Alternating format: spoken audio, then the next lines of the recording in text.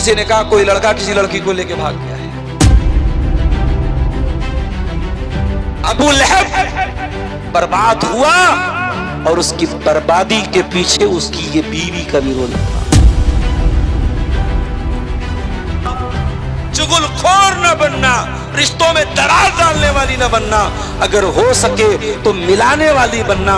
कभी किसी की दुश्मनी में नफरत का पेट्रोल मत डालना, कभी नफरत का जहर मत डालना। जंजीर इसकी गर्दन में डाली।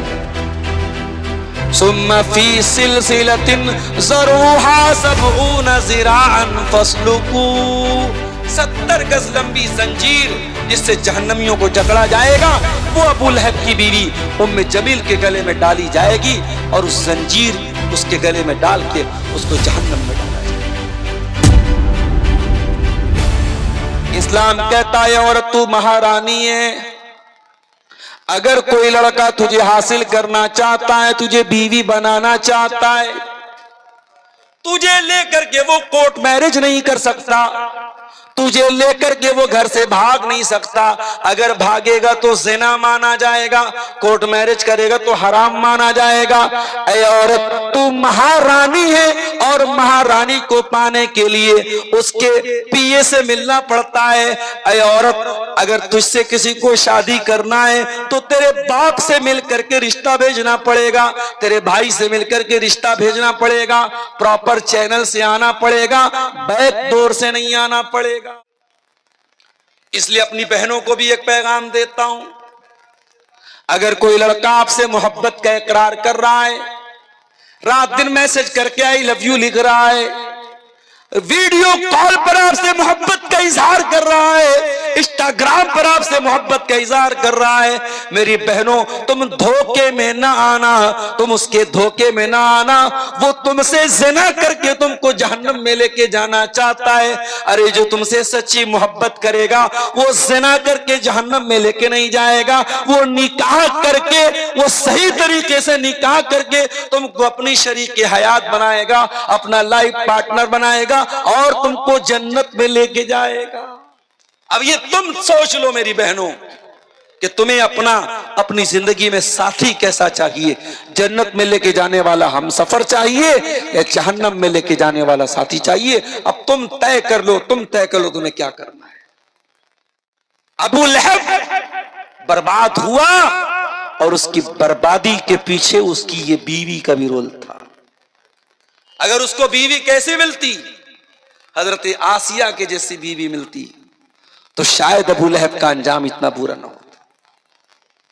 आसिया कौन थी? फिरौन की बीवी थी। फिरौन कौन था? बहुत बड़ा जालिम था, बच्चों का कातिल था, मगर उसकी बीवी ईमान ले आई। फिरौन की बीवी हजरत मूसा अलैहिस्सलाम पर ईमान ले आई और जब ईमान लाई फिरौन ने उसको जेल में डाल दिया, हाथों में जंजीर डाल दी गई, पैरों में बेड़ी डाल दी गई। अल्लाह की ये बंदी अपने रब पर ईमान लाने की सजा में अपना महल छोड़कर, अपने तख्त ताज को छोड़कर, अपनी आरामदेह गद्दी को छोड़ के आज कैद खाने में है, जेल खाने में है। उसके हाथों में जंजीरें डाली गई हैं, उसके पैरों में जंजीरें डाली गई हैं, पूरा बदन लहू लुहान है। और अल्लाह की वो बंदी फिरौन के जेल खाने से दुआ करती है और उसकी दुआ को अल्लाह ताला कुरान में बयान करता है। ज़रबल्लाहु मसलन लिल्लज़ीना आमनु इम्रात फिरऔन। ऐ ईमान वालो, मैं तुम्हारे लिए मिसाल बयान कर रहा हूं, तुम्हारे लिए आइडियल बना रहा हूं, तुम्हारे लिए आदर्श बना रहा हूं फिरऔन की बीवी आसिया को। इज़ क़ालत रब्बि इब्नि ली इंदक बैतन फिल जन्ना। जब फिरौन की बीवी दुआ करती है, हजरत आसिया दुआ करती है, ऐ अल्लाह तू जन्नत में मुझे एक महल अता फरमा, व नज्जिनी मिन फिरऔन व अमली, और मुझे फिरौन से बचा ले, मुझे फिरौन के अमल से बचा ले, व नज्जिनी मिनल कौमि ज़ालिमीन, मुझे जालिमों से बचा ले। अल्लाह अकबर। तो अल्लाह ने दोनों एग्जाम्पल हमारे सामने पेश कर दिया। मेरी प्यारी माँ और बहनों, अल्लाह ने दोनों मिसालें पेश कर दी। अब तुम तय कर लो, तुम्हें फिरौन की बीवी आसिया के जैसा बनना है या अबू लहब की बीवी उम्मे जमील के जैसा बनना है। अबू लहब की बीवी कैसी थी? हम्मालतल हतब, लकड़ियों को उठाया करती थी। उलमा ने लिखा लकड़ी को उठाने का दो मतलब है। एक मतलब तो यह चुगलखोर थी, रिश्तों में दरार डाला करती थी, लकड़ी डाला करती थी, रिश्तों को तोड़ा करती थी, इसलिए अल्लाह ने उसको हम्मालतल हतब कहा। ऐ मेरी प्यारी माँ बहनों, अगर हो सके तो रिश्ता बनाने वाली बनना, रिश्ता तोड़ने वाली कभी ना बनना, वरना अबू लहब की बीवी के साथ तुम्हारा हशर होगा। चुगलखोर न बनना, रिश्तों में दरार डालने वाली न बनना, अगर हो सके तो मिलाने वाली बनना। कभी किसी की दुश्मनी में नफरत का पेट्रोल मत डालना, कभी नफरत का जहर मत डालना।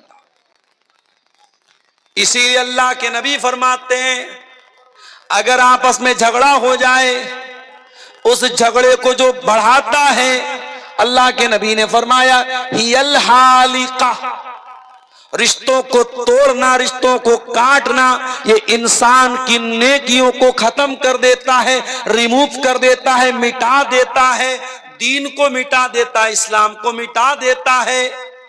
और अगर कोई रिश्तों को जोड़ता है, मेल मिलाप कराता है, इस्लाह कराता है, अल्लाह के नबी ने इसको नमाज से बेहतर कहा, सदका से बेहतर कहा, जिहाद से बेहतर कहा।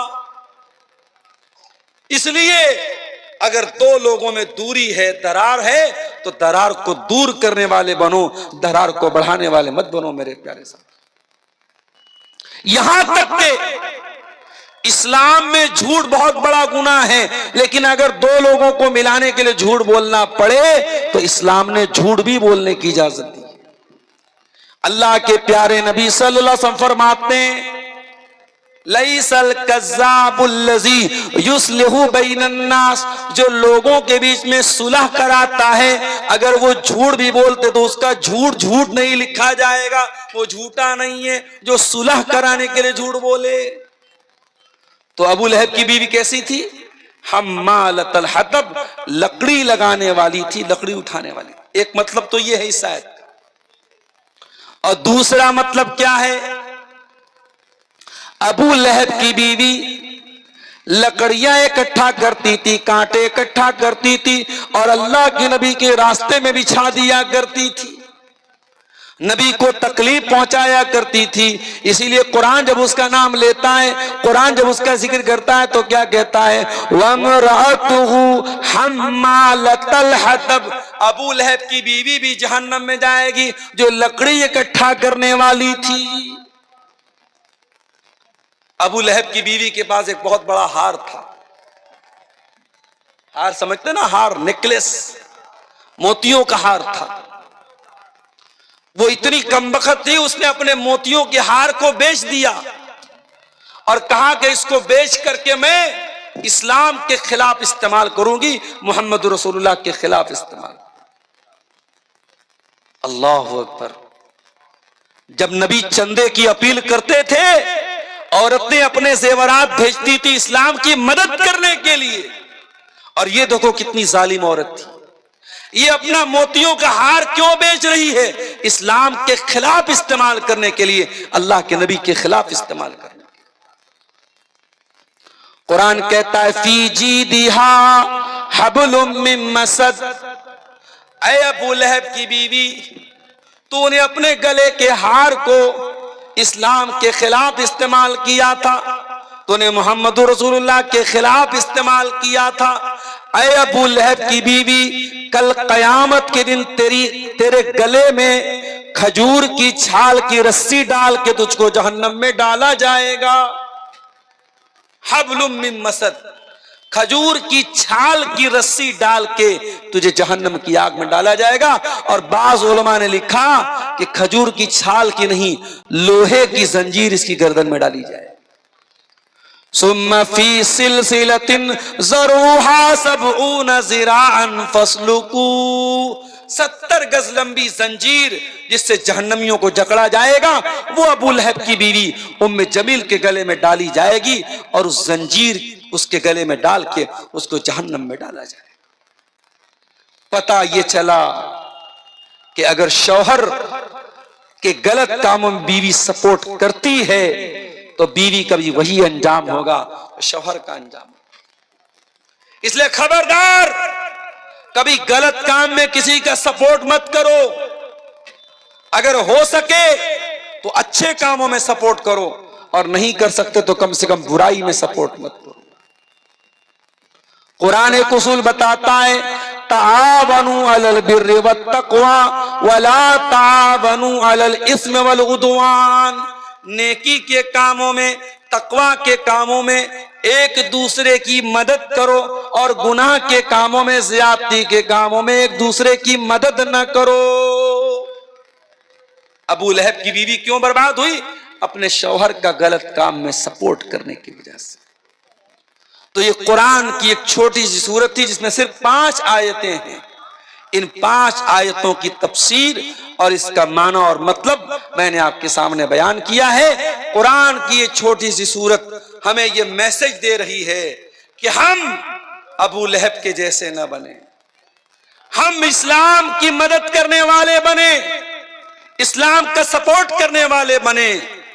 कयामत की सुबह तक जब तक कुरान पढ़ा जाता रहेगा, तब्बत यदा अबी लहब भी पढ़ी जाएगी, और ये सूरत दुनिया को ये पैगाम देगी कि ऐ दुनिया वालों, अगर हो सके तो तुम अबू बकर के साथ खड़े होना, उमर फारूक के साथ खड़े होना, उस्मान गनी के साथ खड़े होना, तुम अबू लहब के साथ खड़े मत होना।